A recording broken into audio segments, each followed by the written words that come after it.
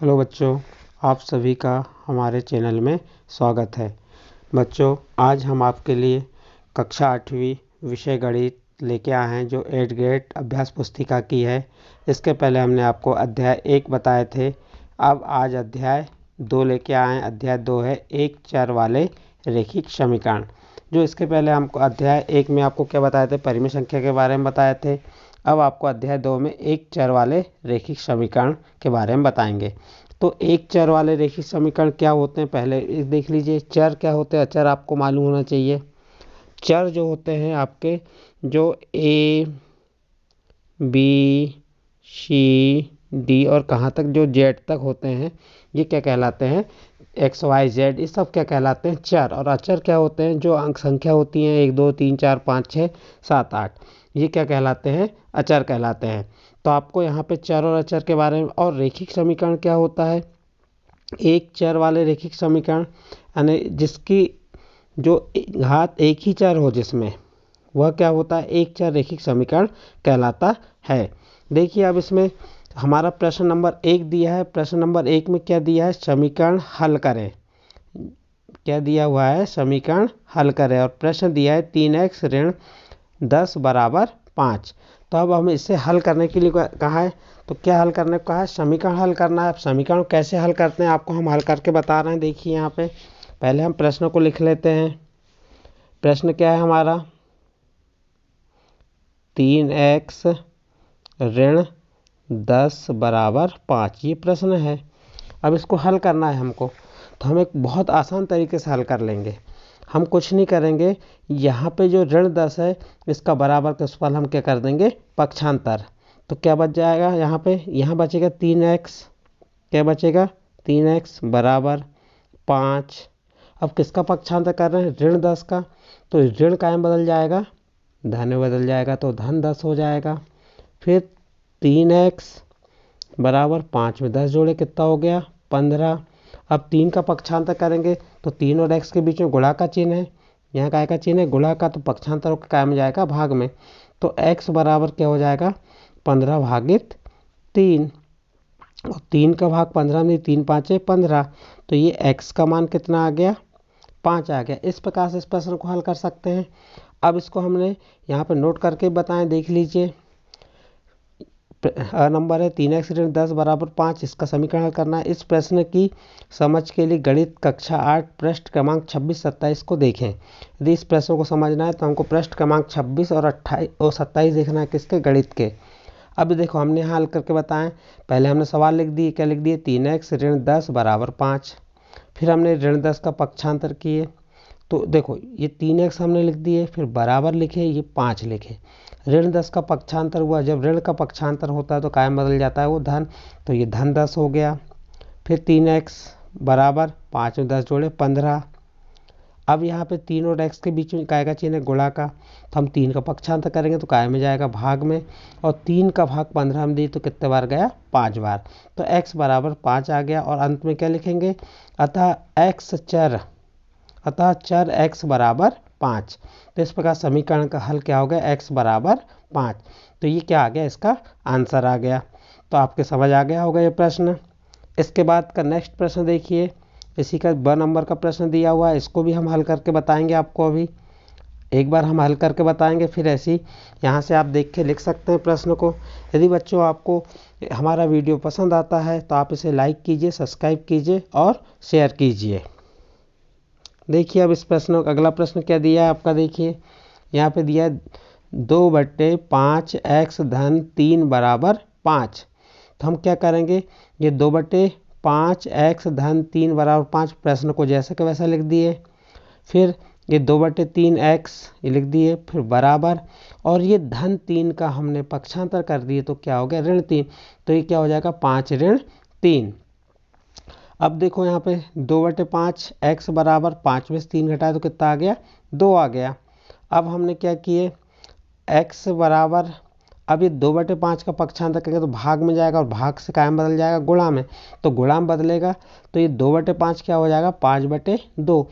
ये 2 से 2 क्रॉस हो गया तो क्या, अब क्या बचा, 5। तो x का मान कितना आ गया, 5। अतः चर x बराबर 5 होगा। तो इसका आंसर भी क्या आएगा, 5 आएगा। आप इसमें उत्तर की जांच भी करके देख सकते हैं। x का मान यहाँ 5 रखे, देखिए यहाँ पे इस प्रकार से इसे हल कर सकते हैं। इसके उत्तर की जांच भी कर सकते हैं हम, जैसे कैसे करेंगे, 2/5 और x का मान कितना आया 5 धन 3 बराबर 5। ये 5 से 5 कैंसिल हुआ, क्या बचा 2 धन 3 बराबर 5 और 2 में 3 जोड़े तो 5 5 बराबर 5। तो हमारा उत्तर सही है। तो इस प्रकार बच्चों हमने आपको जो आपका कौन सा प्रश्न क्रमांक 1 का प्रश्न अ और प्रश्न ब बताए, ये दोनों प्रश्न आपके यहाँ पे सॉल्व हो गए। इसके बाद नेक्स्ट प्रश्न है प्रश्न नंबर 2। प्रश्न नंबर 2 है और ये वाले प्रश्न हमारे दैनिक जीवन के लिए बहुत महत्वपूर्ण व्यवहारिक प्रश्न है ये।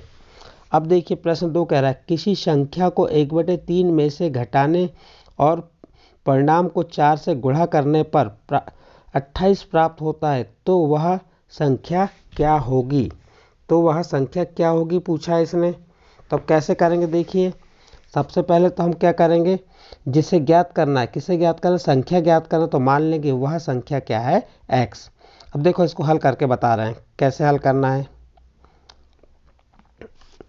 तो जैसे अब हमें संख्या ज्ञात करना है तो हमने लिख दिया यहाँ पे माना संख्या क्या है, माना संख्या x है, मान लिए। अब प्रश्न में कह रहा है किसी संख्या को 1/3 में से घटाने पर, किसी संख्या को, तो संख्या कौन सी हुई x, इसमें से किसको घटाएंगे 1/3 को घटाने पर और परिणाम को 4 से गुणा करने पर, और इसको किससे गुणा करने पर 4 से हमने गुणा कर दिए, तो क्या प्राप्त होता है 28 प्राप्त होता है। कितना प्राप्त होता है 28। देखो संख्या में से 1/3 को घटा दिए और उसका जो परिणाम आया उसमें 4 का गुणा कर दिए, तो क्या प्राप्त हो रहा 28। अब जो बचा हमारा x ऋण 1/3 को जैसा का वैसा लिख दिया हमने, और ये 4 गुणा में है यहाँ पे, तो पक्षांतर काय में जाएगा भाग में, तो 28 भागित क्या हो गया, ये 4 हो गया। 4 सत्ते 28, कितने बार चले गए 7 बार। अब क्या किए, x बराबर क्या बचेगा 7 और ऋण 3 का पक्षांतर की धन 1/3। अब इसका लघुत्तम लेके इसको हम हल कर देंगे। तो कैसे हल किया अब यहाँ पे हम बता देते हैं। अब देखो ये क्या किया, माना हुआ संख्या क्या हो गई x है। अब क्या कह रहा है प्रश्न में, संख्या, तो जो संख्या माने x उसमें से किसको घटाना 1/3 को घटाने, और परिणाम को, जो घटाने का परिणाम आया उसको 4 से गुणा कर दिए। तो x में से 1/3 घटाया और उसमें पूरे में किसका गुणा कर दी 4, तो गुणा करने पर क्या प्राप्त हो रहा है 28 प्राप्त हो रहा है। फिर क्या किया हमने, ये 4 गुणित गुणा में तो पक्षांतर तो कायम चले गया भाग में, तो 28 भागित 4 हो गया, 4 का भाग 28 में दिया क्या आ गया 7। तो यहाँ x ऋण 1/3 बराबर क्या आ गया 7।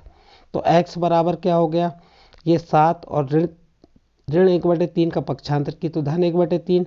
अब 7 में 1/3 डायरेक्ट नहीं जोड़ेगा, इसका लघुत्तम आ जाएगा। लघुत्तम क्या आ जाएगा 3, और 3 का 7 में गुणा की, देखो 3 का 7 में गुणा की तो 7 × 21 और 21 को ये लिख दिए, और धन एक जैसा का वैसा 21 में 1 जोड़े तो कितना हो गया 22, 22/3। अतः वह संख्या क्या हो जाएगी 22/3। जो ज्ञात करने को कहा था वह संख्या क्या हो जाएगी 22/3। तो इस प्रकार से हमारा प्रश्न नंबर 2 हल हुआ। इसके बाद प्रश्न नंबर 3 देखिए।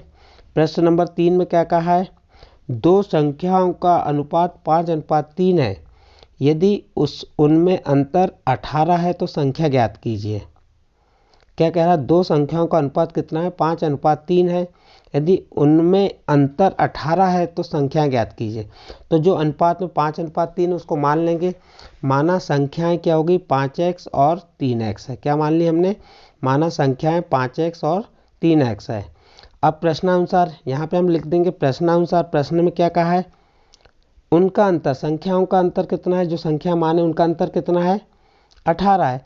तो हम 5x में से 5x ऋण 3x बराबर के लिखेंगे 18। 5x में से 3x घटाओ, तो 5x में से 3x घटाओ तो कितना आ गया 2x आया बराबर 18। अब ये 2 गुणा में है तो पक्षांतों के भाग में गया, 2 का भाग 18 में दिया कितना आ गया 9, तो x बराबर 9 आ गया। लेकिन हमें ज्ञात करने के लिए क्या कहा है, संख्याएं ज्ञात करने का है। तो यहाँ लिखेंगे अतः संख्याएं कौन सी माने थे हमने, देखो ये माने थे 5x और 3x माने थे। तो अतः संख्या कौन सी हमारी 5x और 3x। 5x का मान कितना आया 9, तो x का मान 9 रखे और यहाँ पे भी 3 लिखे और x का मान 9 रखे। 9 का 5 गुणा की 9 पाना 45 और 9 का 3 में गुणा की 27। तो हमारी संख्या क्या हो गई 45 और 27। इस प्रकार से आपका ये प्रश्न नंबर 3 हल हुआ। अब इसके बाद नेक्स्ट प्रश्न देखते हैं, प्रश्न नंबर 4। प्रश्न नंबर 4 क्या कह रहा है, ध्यान दीजिए। किसी आयत का परिमाप 52 सेंटीमीटर है, यदि उसकी चौड़ाई 11 सेंटीमीटर है तो उस आयत की लंबाई ज्ञात कीजिए। प्रश्न को पढ़िए, क्या दिया प्रश्न में, क्या कहा, किसी आयत का परिमाप 52 सेंटीमीटर है, यदि उसकी चौड़ाई 11 सेंटीमीटर है तो उस आयत की लंबाई ज्ञात कीजिए। तो इसे कैसे हल करेंगे, हमें कुछ नहीं करना है। आयत का परिमाप कितना दिया 52 सेंटीमीटर दिया है और आयत के परिमाप का सूत्र क्या होता है, 2 कोष्टक में लंबाई धन चौड़ाई बराबर क्या लिख देंगे 52 और ये 2 का पक्षांतर की 52 के भागित में 2 आ गया, 2 का भाग 52 में दिए तो कितने बार गया 26 बार। तो ये क्या आ गया लंबाई और धन 11 का पक्षांतर किए तो क्या हो गया ऋण 11। तो लंबाई बराबर 26 में से 11 घटाए तो 15 सेंटीमीटर, अतः आयत की लंबाई 15 सेंटीमीटर। इस प्रकार से इसको हमने हल कर दिए। बहुत आसान और सरल सवाल है ये, कुछ नहीं करना है आपको। आयत का परिमाप लिखना है, आयत के परिमाप के नीचे उसका सूत्र लगाना है। आयत के परिमाप का सूत्र क्या है, 2 कोष्टक में लंबाई धन चौड़ाई बराबर 52। अब ये कोष्टक के बाहर जो 2 था उसका हम गुणा में है, पक्षांतर किए तो 52 के भागित 2 हो गया, 2 का भाग 52 में कितने बार गया 26 बार। तो लंबाई धन 11 बराबर 26 हो गया। तो फिर अगली लाइन में हमने क्या लिखे, लंबाई बराबर ये 26 जैसा का वैसा लिखे और ये धन 11 का पक्षांतर की ऋण 11, 26 में से 11 घटाए तो कितना आ गया 15। तो लंबाई कितनी आ गई 15 सेंटीमीटर। आखिरी में क्या लिख देंगे, अतः आयत की लंबाई 15 सेंटीमीटर है। इस प्रकार से हमारा प्रश्न नंबर 4 हल हुआ। नेक्स्ट प्रश्न देखिए, प्रश्न नंबर 5 क्या कह रहा है। प्रश्न नंबर 5 कह रहा है राहुल और हारून की वर्तमान आयु का अनुपात 5:7 है। प्रश्न क्या कह रहा है, राहुल और हारून की वर्तमान आयु का अनुपात 5:7 है। 4 वर्ष बाद दोनों की आयु का योग 56 होगा, तो दोनों की वर्तमान आयु ज्ञात कीजिए। किसकी वर्तमान आयु ज्ञात करना कहा है, दोनों मीन्स राहुल और हारून, इन दोनों की वर्तमान आयु ज्ञात करना था। हम इनकी दोनों की वर्तमान आयु मान लेंगे। माना कि राहुल और हारून की वर्तमान आयु, पहले कौन है राहुल है तो 5x हो गई और फिर क्या है राहुल है तो 7x, तो मान लेंगे। माना कि राहुल और हारून की वर्तमान आयु 5x वर्ष एवं 7x वर्ष है। अब उसके बाद क्या कह रहा है, 4 वर्ष बाद में आयु क्या होती है जुड़ती है, तो 4 वर्ष बाद राहुल की आयु निकाल लो। तो वर्तमान आयु राहुल कितनी है 5x धन 4, 5x धन क्या हो जाएगा ये 4 हो जाएगा। तो अब इसके बाद हमने ये लिख दी, क्या लिख दी 5x धन 4 वर्ष। फिर 4 वर्ष बाद हारून की आयु 4 वर्ष बाद हारून की आयु क्या हो जाएगी, हारून की वर्तमान आयु कितनी 7x और 4 वर्ष बाद यानी आयु उसमें क्या हो जाती है जुड़ जाती है, तो 7x धन 4 हो जाएगी। तो इस प्रकार हमने राहुल और हारून की 4 वर्ष बाद की आयु निकाल ली है। 4 वर्ष बाद की आयु राहुल की क्या होगी 5x धन 4, 4 वर्ष बाद हारून की आयु क्या होगी 7x धन 4। और प्रश्न में क्या कहा है, राहुल और हारून की वर्तमान आयु का अनुपात इतना है 4 वर्ष बाद दोनों की आयु का योग। तो जो 4 वर्ष की आयु किसकी, हारून और राहुल की ये लिख ली 4 वर्ष बाद राहुल की और 4 वर्ष बाद हारून की, ये दोनों की लिख ली। तो इन दोनों का योग 5x धन 4 धन योग का है तो धन 7x धन 4 बराबर कितना है 56। 5x में 7x जोड़े तो कितना हो गया 12x, 4 में 4 जोड़े 8 बराबर 56। 12x जैसा का वैसा लिखे, ये 56 लिखे और धन 8 का पक्षांतर किए तो क्या हो गया ऋण 8, तो 12x बराबर 56 ऋण 8 हो गया। 12x बराबर 56 में से 8 घटाए तो कितना है 48 और 12 का पक्षांतर किए तो भाग में गया, 12 का भाग 48 में दी 4 बार गया, तो x बराबर क्या आ गया 4 वर्ष। लेकिन ये x का मान आया है। अब हमें राहुल की आयु निकालना है, तो राहुल की आयु कितनी है तो क्या होगी उसकी 5x माने थे हमने, तो 5 गुणे 4, 5 के 20 वर्ष। हारून की आयु क्या हो जाएगी, 7x है, 7 और x का मान 4 आया, तो 7 गुणे 4 बराबर 28 वर्ष। इस प्रकार से राहुल की वर्तमान आयु और हारून की वर्तमान आयु कितनी हो गई, 20 वर्ष और 28 वर्ष। इस प्रकार से इस प्रश्न को हम हल कर सकते हैं। नेक्स्ट प्रश्न देखिए, प्रश्न नंबर 6। प्रश्न नंबर 6 में क्या कहा है, पढ़िए। दो संख्याओं का योग 90 है। यदि एक संख्या दूसरी से 10 अधिक है तो दोनों संख्याएं ज्ञात कीजिए। ऐसे प्रश्न रहते हैं तो ऐसे प्रश्नों को बार बार प्रश्न को पढ़ के पहले समझने का प्रयास कीजिए कि प्रश्न में क्या कहा है। प्रश्न में कह रहा है दो संख्याओं का योग 90 है। यदि एक संख्या दूसरी से 10 अधिक है तो दोनों संख्याएं ज्ञात कीजिए। तो मान लिए पहली संख्या x हो गई और दूसरी संख्या क्या हो जाएगी, x धन 10, क्योंकि क्या कह रहा है, एक संख्या दूसरी से 10 अधिक है। तो हमने पहली संख्या क्या मान ली x, तो दूसरी संख्या क्या हो गई, x धन 10। अब इसके बाद प्रश्नानुसार क्या कह रहा है, प्रश्न में इन दोनों संख्याओं का योग, पहली संख्या और दूसरी संख्या दोनों का योग कितना है, 90। तो हमने लिख दिए x धन कोष्टक में x धन 10 बराबर 90। x में x जोड़े तो कितना हो गया, 2x धन 10 बराबर 90।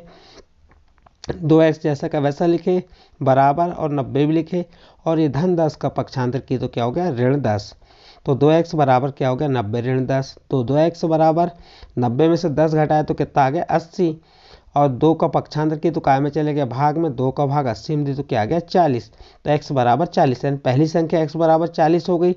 तो दूसरी संख्या क्या होगी, दूसरी संख्या x धन 10 थी, तो x का मान कितना आया, 40। 40 धन 10 बराबर 50। तो इस प्रकार दोनों संख्याएं क्या हो गई, 40 और 50। तो इस प्रकार से हमने प्रश्न नंबर 6 को यहाँ पे हल किए। इसके बाद का नेक्स्ट प्रश्न देखते हैं हम, प्रश्न नंबर 7, समीकरण हल कीजिए। प्रश्न नंबर 7 भी बहुत सरल है, समीकरण हल कीजिए कहा है। और यह प्रश्न को आप देखना चाहे तो इस प्रश्न की समझ के लिए गणित कक्षा 8 के पृष्ठ क्रमांक 36, 37, 38 में इसको आप देख सकते हैं। जिन बच्चों को यदि हमारा वीडियो पसंद आ रहा है तो वे हमारे चैनल को सब्सक्राइब करें, लाइक करें और शेयर करें। यदि बच्चे आप सब्सक्राइब करते हैं तो आइकन बटन को दबा के ऑल कर देंगे तो आपको नोटिफिकेशन प्राप्त होते रहेंगे। ठीक है बच्चों, नेक्स्ट प्रश्न देखते हैं, प्रश्न नंबर 7। प्रश्न नंबर 7 क्या है, समीकरण हल कीजिए। प्रश्न नंबर 7 क्या है, समीकरण हल कीजिए। तो समीकरण हल कीजिए, समीकरण क्या है, z भागित z धन 12 बराबर 3/5। तो इस प्रश्न को कैसे हल करेंगे, सबसे पहले हम, ये तो हमारे प्रश्न पत्र में दिया रहेगा, सबसे पहले हम प्रश्न को लिख दिए, z भागित z धन 12 बराबर 3/5। अब कुछ नहीं करेंगे, हम 5 का तिर्यक गुणा करेंगे, 5 का इस z में गुणा कर देंगे और z धन 12 का 3 में। तो ये हमने 5 का z में गुणा की तो 5z, और 3 का गुणा किस में करेंगे, z धन 12 से, तो लिख दिए 3 गुणे z धन 12। ये 5z जैसा का वैसा लिखा है, देखिए बराबर 3 का z में गुणा की 3z, फिर धन का चिन्ह, 3 का 12 में गुणा की तो 12 तिया 36, ये 5z लिखे। ये धन 3z का बराबर इस पर पक्षांतर की तो क्या हो गया, ऋण 3z बराबर क्या बचा, 36। 5z में से 3z घटाए तो कितना बचा, 2z बराबर 36। तो z बराबर क्या हो जाएगा, तो ये 2 पक्षांतर होकर जाएगा तो भागित में चल जाएगा, 36 भागित 2, 2 का भाग 36 में दिए तो कितने बार गया, 18 बार। तो z बराबर क्या आ गया, 18, अतः z बराबर क्या हो गया, 18। इस प्रकार से हमने प्रश्न क्रमांक 7 का समीकरण हल करने वाले प्रश्न को नोट किए। यहाँ पे आप चाहें तो इसे हमारे इस वीडियो के इसे रोक के लिख सकते हैं। इस प्रकार से आपका प्रश्न 7 हल हुआ। अब देखिए प्रश्न नंबर 8। प्रश्न 8 क्या कह रहा है, प्रश्न 8 है, 2 अंकों वाली संख्या में अंकों का अंतर 3 है। इस संख्या में इसके अंकों के स्थान बदलकर प्राप्त संख्या को जोड़ने पर 99 प्राप्त होता है, तो संख्या ज्ञात कीजिए। क्या ज्ञात करने का है, संख्या कहाँ से चालू हो जाती हैं, 10 से चालू होती हैं। और यहाँ कितने अंकों की संख्या कह रहा है, 2 अंकों की संख्या कौन कौन सी, 10, 11, 12, 13 से लेके कहाँ तक जाएंगी 2 अंकों की संख्या, 99 तक। तो ये 2 अंकों की संख्या दी है, तो हमें क्या करना है, संख्याएं ज्ञात करना है। तो हम मान लेते हैं, माना इकाई का अंक क्या होगा, x, और दाहिने का अंक क्या होगा, x धन 3।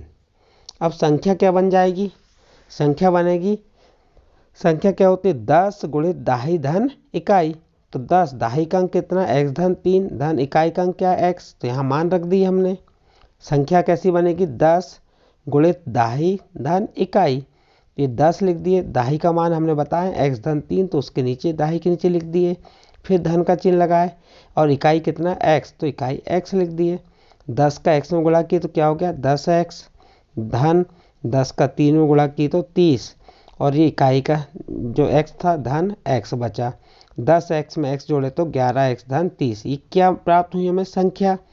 अब क्या कह रहा है, अंकों का स्थान बदलने पर संख्या क्या बनेगी। तो देखो अंकों का स्थान, जहाँ इकाई का अंक था वहाँ दाहिनी का अंक चले गया और जहाँ दाहिनी का अंक था वहाँ क्या हो गया इकाई का अंक।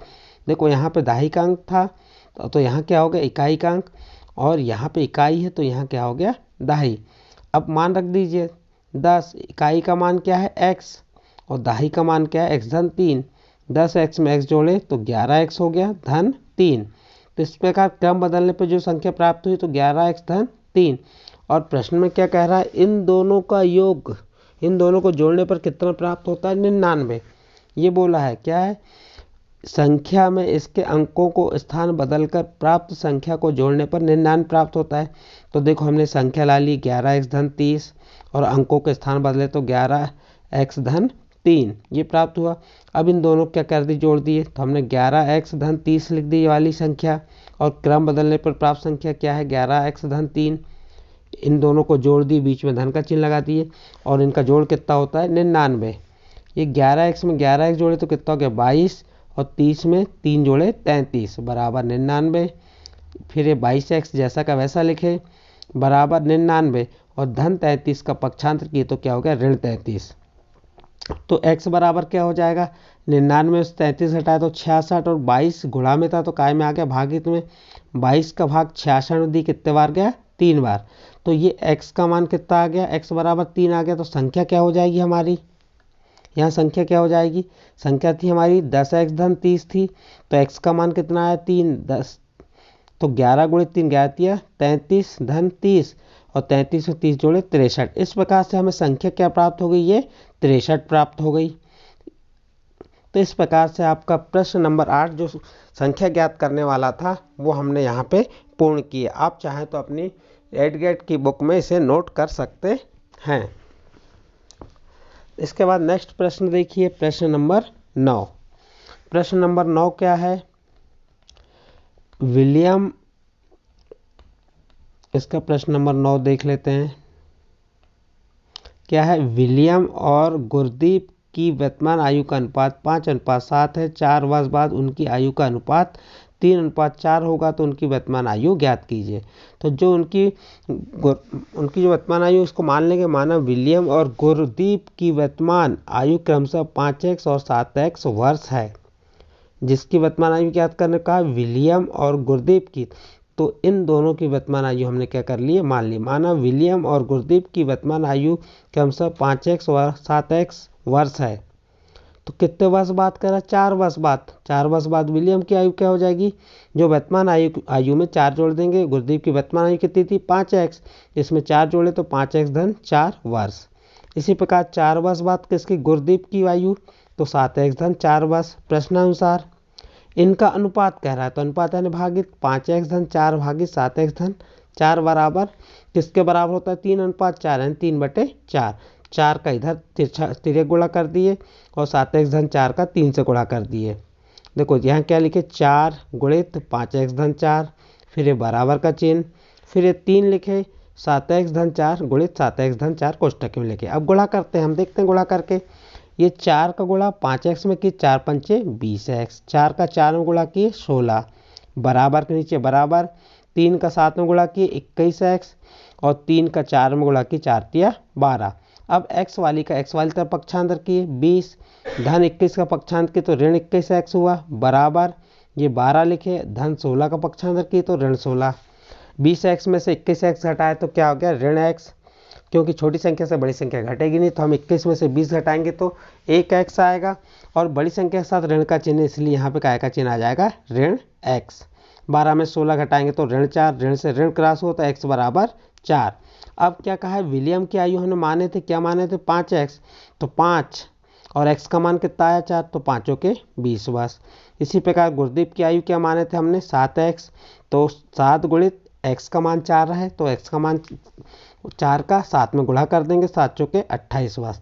इस प्रकार विलियम की आयु और गुरदीप की आयु हम दोनों ज्ञात कर ली। इस प्रकार से बच्चों आज हम प्रश्न नंबर 9 यहाँ पे कंप्लीट किए। आप चाहें तो अपनी 8th ग्रेड की बुक में इसे नोट कर सकते हैं और पढ़ सकते हैं, हल कर सकते हैं। ये प्रश्न आपके आगे की क्लासों के लिए बहुत महत्वपूर्ण हैं। नेक्स्ट प्रश्न देखिए। अब इसके बाद लास्ट प्रश्न है प्रश्न नंबर 10। समीकरण को सरल रूप में बदलते हुए हल कीजिए। तो ये प्रश्न दिया है, इसको समीकरण सरल रूप में बदलना है और हमें हल करना है।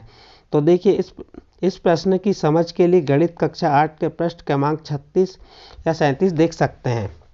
देखिए हमारा सवाल क्या था, x धन 4 कोष्टक गुणित कोष्टक में x ऋण 2 बराबर 3 गुणित कोष्टक में x ऋण 9।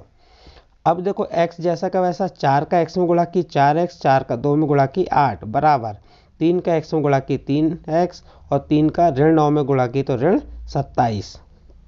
अब हमने क्या की, x में 4x जोड़े तो क्या हो गया 5x ऋण 8 बराबर 3x ऋण 27। 5x ये धन 3x का बराबर इस वाले पक्षांतर का, x वाली का x वाली तरफ और बिना x वाली का बिना x वाली। तो हमने क्या किया, ये 5x लिख दिया और धन 3x का पक्षांतर की तो ऋण 3x बराबर ऋण 27 जैसा का वैसा, ऋण 8 का पक्षांतर की तो क्या हो गया धन 8। अब 5x में से 3x घटाया तो कितना बचा 2x बराबर ऋण 27 और धन 8।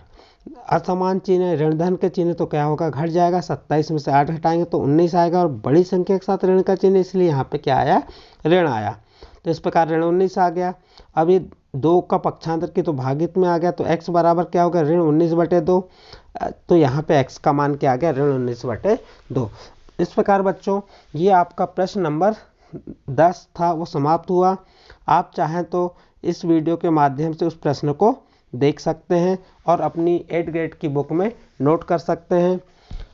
आपको हमने प्रश्न 1 से प्रश्न 10 तक पूरे प्रश्न समझाए। अध्याय जो 2 है उसके इसके पहले अध्याय 1 बताए थे परिमेय संख्या, और ये अध्याय 2 है। अध्याय 2 में क्या था, इस अध्याय 2 में क्या है देख लीजिए आप, क्या है एक चर वाले रेखिक समीकरण। यानी कि इसमें एक ही चर होगा, चर क्या होता है इसमें x होता है। तो एक चर वाले रेखिक समीकरण वाले हमने प्रश्नों को यहाँ पे हल किए।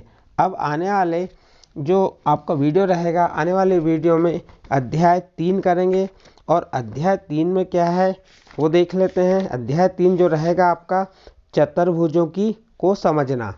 चतुर्भुज हमको अगला अध्याय जो आएगा चतुर्भुज वाला आएगा। चतुर्भुज शब्द को सुनते ही समझ सकते हैं, जिसकी 4 भुजाएं होती हैं, जिसमें 4 कोण होते हैं, वो चतुर्भुज कहलाते हैं। तो अब चतुर्भुजों को समझना है हमें, तो उसको हम आने वाले वीडियो में बताएंगे।